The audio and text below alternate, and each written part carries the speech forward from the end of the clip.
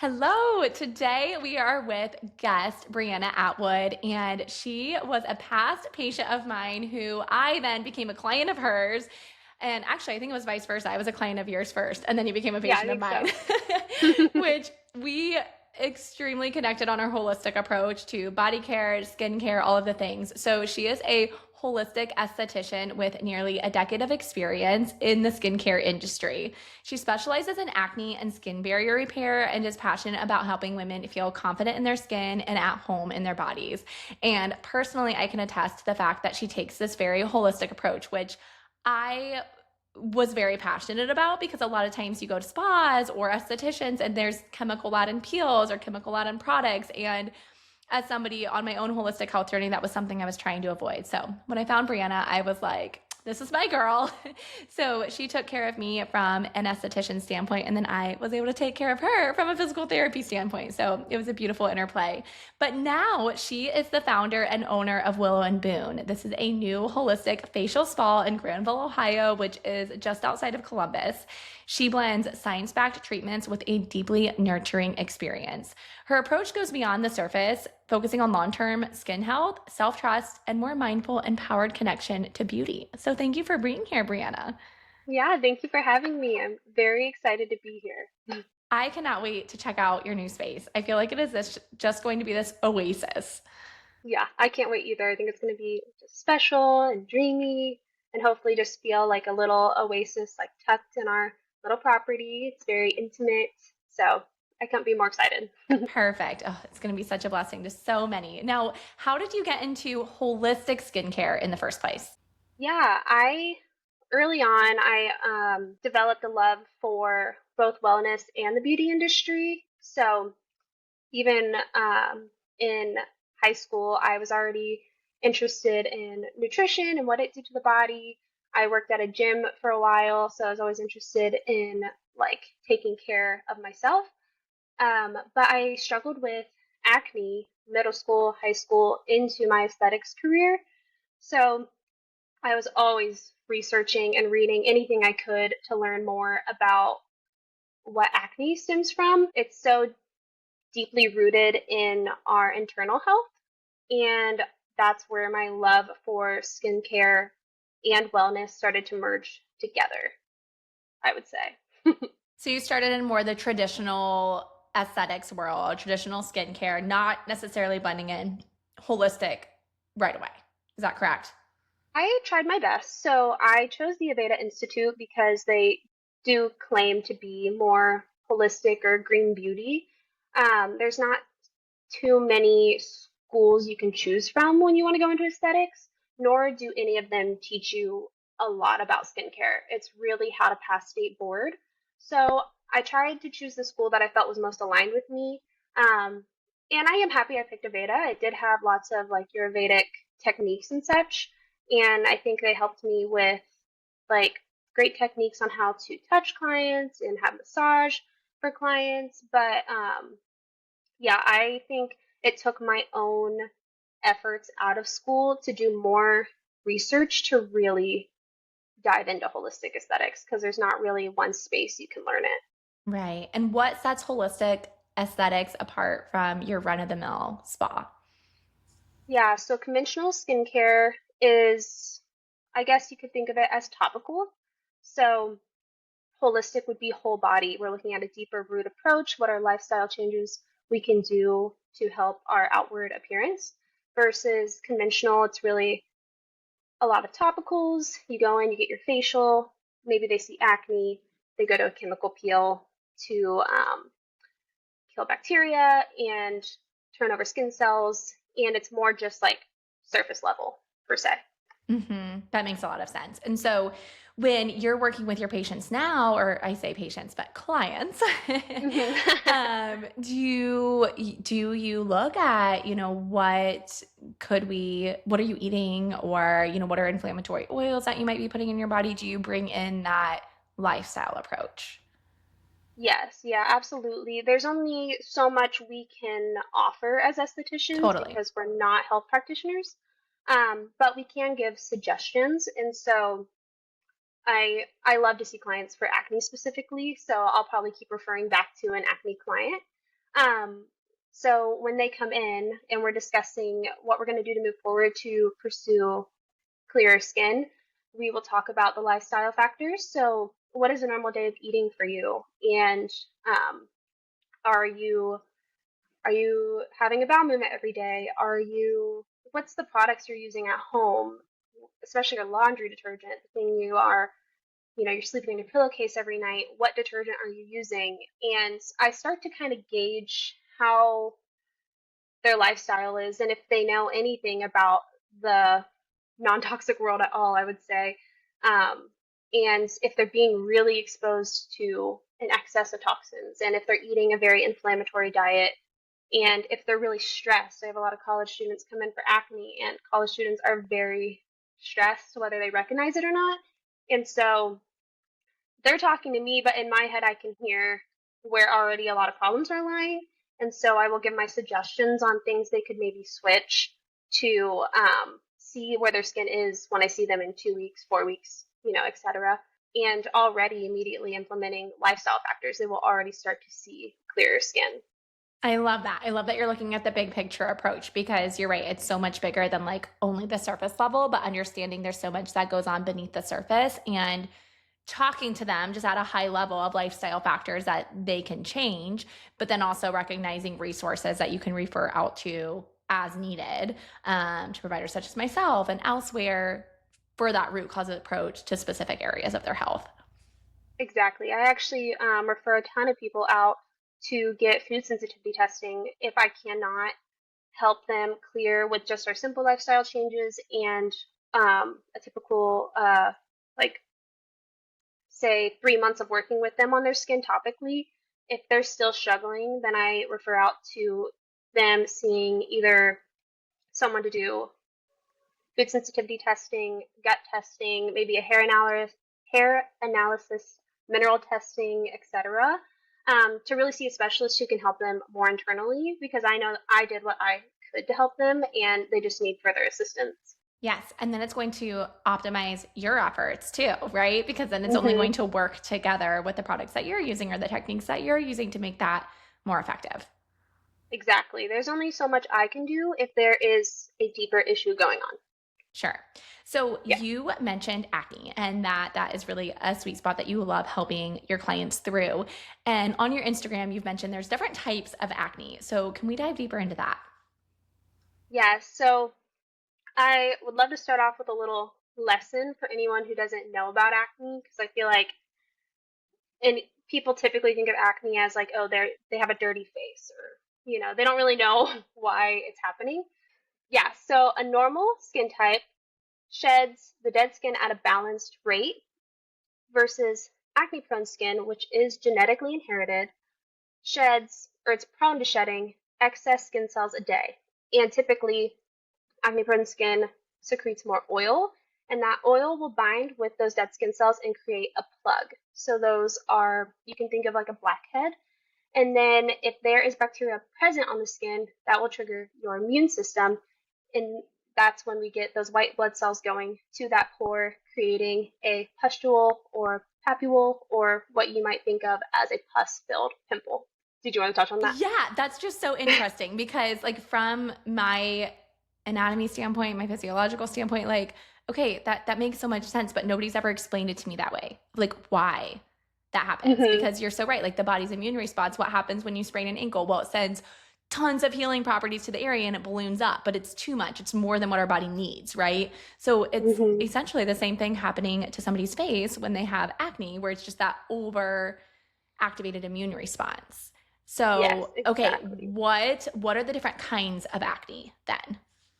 Yeah, so non-inflamed would be blackheads, whiteheads, texture that's not necessarily red or painful or pus filled. It's just kind of like a solid plug, and when we extract it, it just comes right out, kind of like a little worm. And then inflamed acne would be big, red, painful, filled with pus. And then there will be cysts, which are deeper. And a lot of people will be like, it feels like a knot, it's staying there forever, it's not coming up. That would be more of a cyst. Then there's rosacea acne, and there's fungal acne. So very different types, and they all need different care and attention.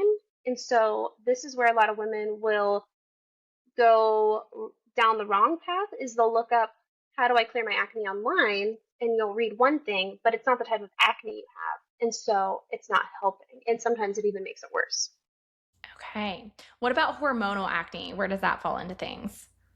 Hormonal acne typically falls under inflamed slash that cyst because it is an inflamed response because your body is imbalanced. And so typically you'll see that around the jawline. They're deeper. You can often think about that, the one that comes up around your period. So for inflamed acne or hormonal acne is a tricky one because I don't work with hormones, but sometimes the simple lifestyle changes, even like adding in a probiotic into your routine, a pre and probiotic orally, is enough to kick that. I've probably helped hundreds of clients at this point who came in one time for a facial and they had the deep chin acne.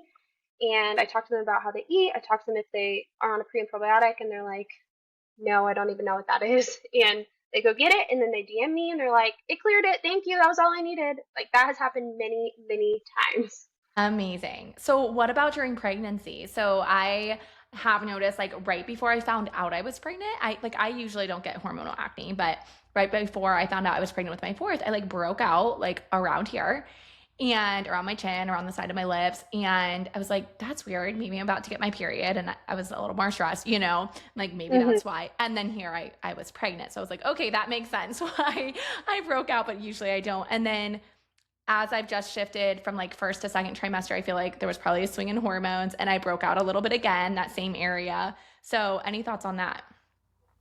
Yeah, I would say pregnancy acne is the most difficult for us to work with because it is so linked to what's going on internally.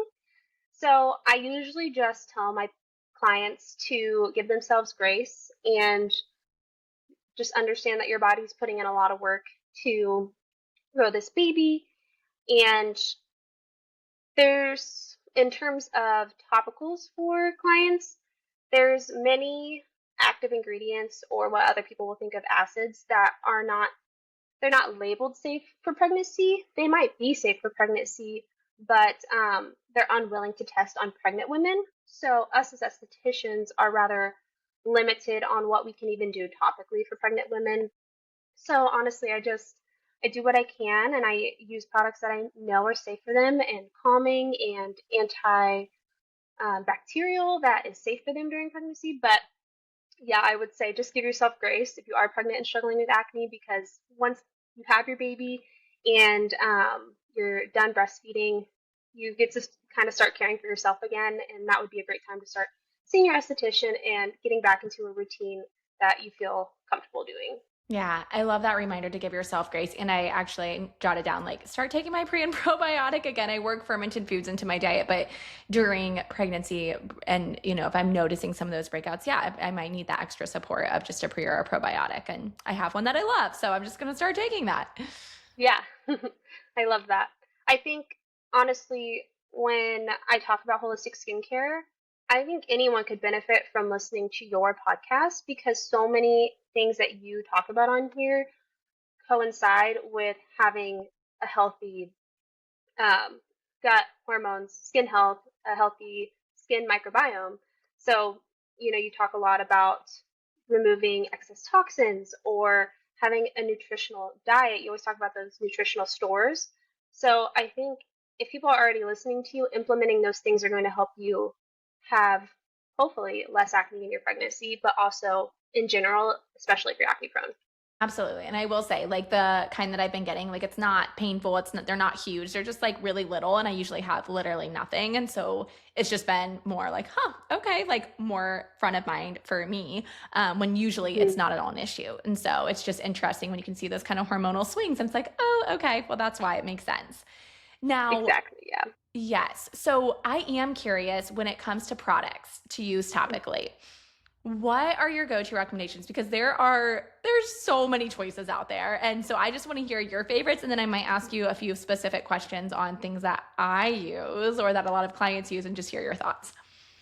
Yeah. So This is where I think it's really valuable to have an esthetician because first off, we were talking about all the different types of acne, but also every skin type is extremely unique, and what your skin needs is very unique to you. And so having an esthetician who can touch your skin, look at it up close, and really tell you what your skin is craving is going to give you the optimal results, I would say. Okay, so let's say big picture standpoint. A specific question I have is tallow-based products. So I love and I use Primally Pure, which is tallow-based. They have tallow-based balms, which are more hydrating than they also have serums, and then they have like mists and sprays. So I am curious your thoughts on tallow because I know that's been like a hot topic lately on it. Is it pore clogging? Is it not?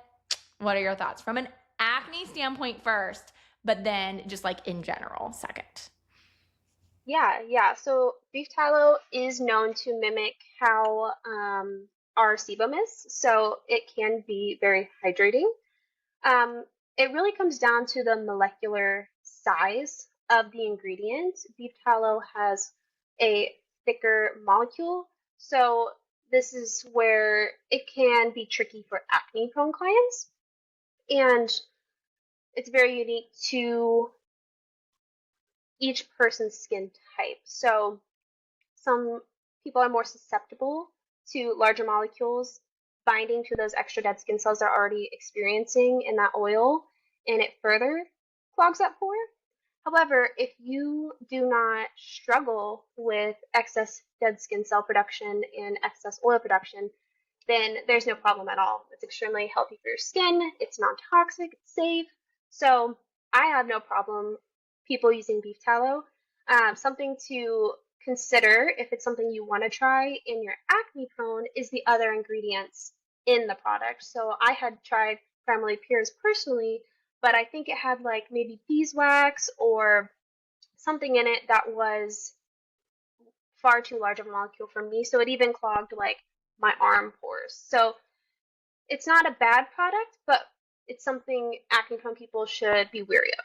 Yes, and that's kind of what I've heard. And so, like again, for me personally, I typically don't struggle with acne, and so it's been good for my skin, like full body. I will use the body butter. I use the tallow-based products on my skin, but as I had some breakouts in pregnancy, I'm like, huh, maybe that's not the best for me right now in this season. And so, just Mm-hmm. starting to kind of explore. Clear Stem has been a brand that I recently used. And again, like from a very, there's different ways that we look at this, right? Of like, okay, are the products clean from a clean ingredient standpoint? Yes, for each of those brands, but then also are they beneficial to your specific skin type? And that is a very bio individual question, right? That Mm-hmm. somebody would have to obviously talk with you personally on. But again, looking at it big picture, Clear Stem, is that a product line that you have looked into at all? Yes, I have. I would say Clear Stem and Face Reality are similar brands. So if you're acne prone, you've probably heard of both of them. And they have different active ingredients that will help for certain types of acne. So I'll kind of break down different actives for the different types. I Perfect. think it's very valuable information. So inflamed acne has, how I was saying earlier, is if you have bacteria present on the skin, you'll get those red inflamed pimples. So it's beneficial to have an antibacterial and an anti-inflammatory active ingredient. So a lot of times this will be treated with benzoyl peroxide or mandelic is a very popular one. Non-inflamed acne, so thinking just blackheads, just kind of clogged pores, they really just need a good exfoliant. Maybe they need a light antibacterial active. If they're struggling with fungal acne, they need an antifungal. A lot of women get this wrong. They'll use a antibacterial like benzoyl peroxide, but benzoyl peroxide does not have antifungal properties to it, and so they won't see it clear. So they want to be on antifungal. That would be salicylic, mandelic, azelaic acid. And then there's rosacea acne, which you want to use very gentle exfoliation and a lot of times an antifungal because mites can be present on rosacea skin mites. Hmm. So face reality and skin style, oh my gosh, Clear not Stem. stem cell. Yeah, Face face reality and Clear reality Stem. and clear stem have a really great range of products with all of these different acids so that it can be tailored to the type of acne you are struggling with. Okay. No, that's super helpful because I think from a listener standpoint, a lot of times there is this freeze of like, okay, but what do I do for me? So just giving people a big picture of like, okay, yes, I align with this or I align with that here. And then being able to choose products that fall within that, again, without having that like one-on-one assessment. Now, do you do virtual assessments or is all of your care solely in person? I have offered virtual, but almost all of my clients book Yeah. in-house. So at Willow and Boone, when it opens, I will be offering virtual, so anyone anywhere can do it. But it is definitely a lot easier to help clients when you get to actually touch their skin, look at it up close, see how those pores are truly clogged, and maybe have an idea if it is from that genetically inherited acne gene and they are overstimulating dead skin cells, or is it something they're using? Is it just a product that's clogging their pores? It looks different when it's a product's fault. And so I think it's really valuable to see an experienced esthetician in person rather than virtual, but we can absolutely help, especially talking about what it feels like, looks like, and getting as close on camera Yeah. as we can. Well, I am totally coming to your spa when it opens because I need you to get your hands on my face again. Um, I, Absolutely. I have a few specific questions. So, kind of rapid fire here. What are your thoughts on dermaplane? Dermaplaning, I do love it. It's one of my favorite things to do to people. Um, Now that I'm getting more into my holistic aesthetics and leaving the conventional skincare, I am starting to think about if it is truly good for our skin's health. You know, we are technically getting rid of some of that skin's microbiome, and that is so healthy for us. And so I'm actually in the process of learning, do I want to keep offering it? Or sometimes people really do benefit from it, but should we be doing it monthly? Should people really come every month and be removing their skin's microbiome? Um, but I do think it's definitely very nice if you are going to be in a wedding and you want your skin to be as smooth as possible and get rid of that peach fuzz. But I think our peach fuzz is actually very important. There's a reason we have it. It holds on to our natural oils, it holds on to our bacteria. So, yes, I'm kind of steering away from dermaplanes, but I do still love them. So, I literally crave them for my skin, and you shared this with me the last time I was treated by you, and I it like blew my mind. I'm like, okay, when you say that, it does make sense, but at the same time, I'm like, I love the way my skin feels after it. So I'm excited to hear as you continue to move through your journey of like where your mindset shifts on it. yeah, and Another honestly, I don't think it's like overwhelmingly bad. I think I'll just kind of talk to my clients about what their overall goals are, see if they are suffering with barrier, like dysfunction. Does their barrier look impaired? And if not, I don't see a problem with doing dermaplanes. So, Okay. yeah. A huge trend lately has been red light therapy masks for the face. What are your thoughts on hmm those? Yeah, I think infrared lights are amazing. They do help us stimulate our collagen production. They help with melanin production, so great to do before bedtime. I do think it's most beneficial if you're going to do it regularly. So at least 3 times a week for 15 minutes at a time to really see the results and it being worth the splurge that they are because they are rather expensive. But I do kind of talk to my more crunchy clients who, like myself, I don't tend to buy a lot of devices. Um, is you can get infrared from the sun. And so just stepping outside in the morning and without sunscreen on before 10 a.m. and letting the sunlight hit you, you are going to get those same benefits in a natural way, and you don't have to buy this device. However, in the winter, it can be very beneficial. Yes, and that is when I use mine the most is in the winter. And then right now in the summertime, like I'm getting out every morning around 7 or 7:30 in the morning, just letting that direct sunlight hit my face with nothing on it. And so that makes a lot of sense.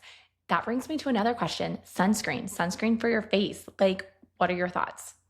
Yes, so this is where there'll be a difference between conventional aesthetics Yes. and holistic aesthetics.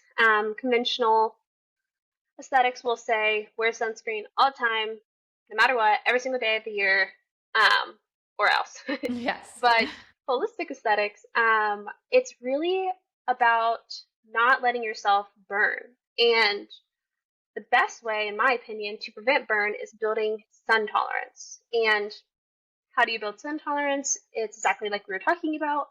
Go out in the morning before 10 a.m.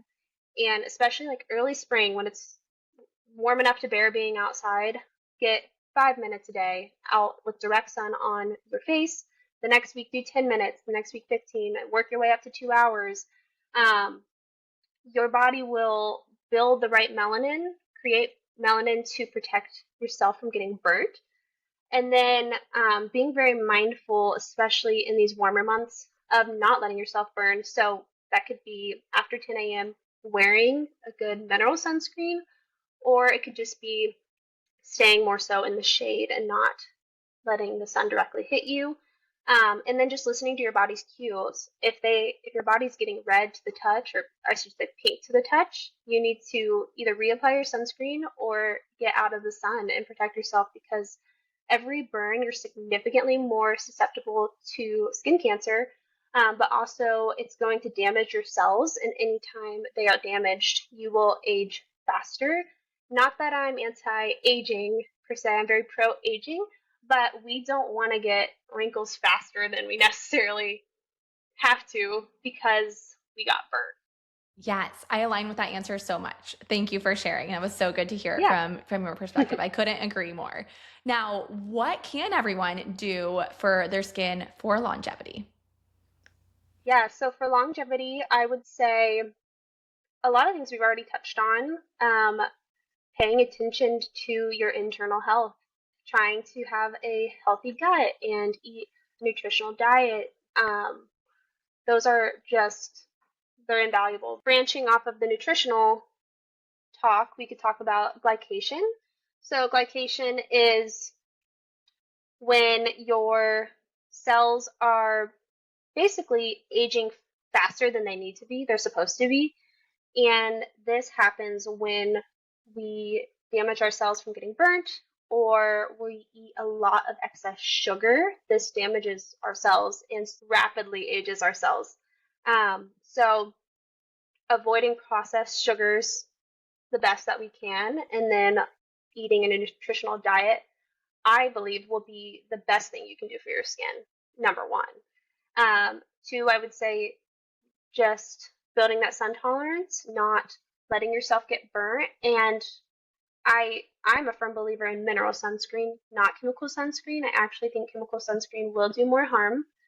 And then having an esthetician who can just create a curated routine for your skin's needs so that it's optimal. Love it. And what I want to finally touch on is like wellness tools for your space for your face. So do you have specific like facial massage techniques that you love doing on clients, or specific tools that you recommend specifically for that like skin health and longevity piece? Yeah, I always say there's no better tool than our hands. Our hands are amazing, and I think you can really massage muscles the best with your hands. I love a good gua sha, but our hands are very powerful, and something I will be incorporating at Willow and Boone is different facial massages. It'll take me a while to get advanced in them and then offer them, but I do plan on offering buccal massage where it's intraoral, your hands go in their mouth, you release that tension, you can help with TMJ. Um, I want to offer sculptural massage where it's very detoxing and lifting of the muscles. Um, Even my basic massage, that my general facial massage that I include in any 60-minute facial, will still be sculpting, lifting. Anytime someone's massaging your face, it's going to push lymph out. It's detoxing. It gets blood circulation in the area. So truly, I think your best tool is your hands. And I want to be able to help other people, like help my clients learn that massage at home. When doing it once or twice a week in your own bathroom, and pushing away the puffiness, the lymph, the toxins that are stuck in there. And this will also help with longevity because um, you're not going to crepe or wrinkle as much when you're pushing those toxins out and getting blood flow in those areas. You're not so much going to like crepe. Yes, that is my absolute favorite part of any facial. Like, I literally, it feels so relaxing and so good. And I do try to mimic it at home, and I'll use my hands, or I'll use dry brush or gua sha, or even like facial cupping, are all good tools like to kind of save your hands or get in at different angles. But that is like the best thing about going to somebody, because you can fully relax and they can do it to you, and it feels amazing. And I can attest that Breanna is very good at it. Thank you. So tell us more about your soon to be wellness spa, Willow and Boone. Yeah, so Willow and Boone is going to be in our 1800s schoolhouse here on our property. It's going to be kind of just like my own little skin studio. So no employees, just me. I'll walk out my front door 15 feet over to my business. And the goal is really overall wellness. So talking about those lifestyle changes my clients can implement to have thriving skin. But I am doing a shift from conventional aesthetics to holistic aesthetics, where I will be only using plant-based product. So it's really plant medicine that we will be using topically to aid in whatever your skin needs. It's nothing synthetic, which I'm very, very excited about. And there's actually not many spas around that offer that. People can offer non-toxic facials, sure, but it still might be synthetic. It's not the power of plants. And so I'm super excited to offer that to my clients, both in treatments and in retail, for them to take home and use topically. And as well as my journey has been acne, I have struggled with acne my whole life, and it's what I'm passionate helping clients with. And so I've even dug deeper into these lines to make sure I only bring on their acne safe products. So it's a niche world where people struggle with acne and they really value non toxic products. And it's very hard to shop. I will tell you, they'll be like, "What can I buy at Ulta?" And I'm like, "Not a lot. You really can't buy a lot." And so I want people to know that you can come into my spa, get a treatment, and you can buy anything on the shelves and not feel worried about it. It's so exciting. We were just in Yosemite out in California recently, and there was a spa at the resort we were staying at, and everything was holistic based, like plant-based skincare. They were all about bringing the outside in. It was just an absolutely stunning spa experience, and the product lines that they carried were wonderful. And it literally made me think of you and the fact that you're bringing this to Ohio. And so, for any girlies living in Ohio, be sure to check out Willow and Boone. She is on Instagram. Her Granville, where she's located, is the cutest little town. My husband and I have taken our family there around Christmas time the past like 3 years or more. And it's just this little getaway. Like, it feels like you are in a Hallmark movie. It is the cutest little town. Breanna lives out in the country with her husband and her son, and their property is just beautiful. So to have a little schoolhouse that's this little skin studio now, I just cannot wait to visit and literally make just a wellness getaway weekend out of it. Yes, yes, please. Well, Breanna, where can people connect with you and find you? I just mentioned you're on Instagram at Willow and Boone. Would that be the best way to reach out to you if someone is interested in either working with you one-on-one or consulting with you? Yep, I'm a big Instagram girly. I like to do pretty much all my business through it, but I do have an email set up. It is willowandboone@gmail.com. So if you have questions, you can reach me there, because my website is not quite up yet. So if you have questions about the menu or the product lines I'll be carrying, feel free to either DM me on Instagram or email me. Amazing. And I will link in the show notes some of the product lines that we talked about. I have a discount code for Primarily Pure. It's Dr. Kayla, and same with Clear Stem. It is Dr. Kayla. And so if those are product lines you're interested in, we'll be sure to leave that information for you in the show notes. Thanks for tuning in. And as always, take care and be well.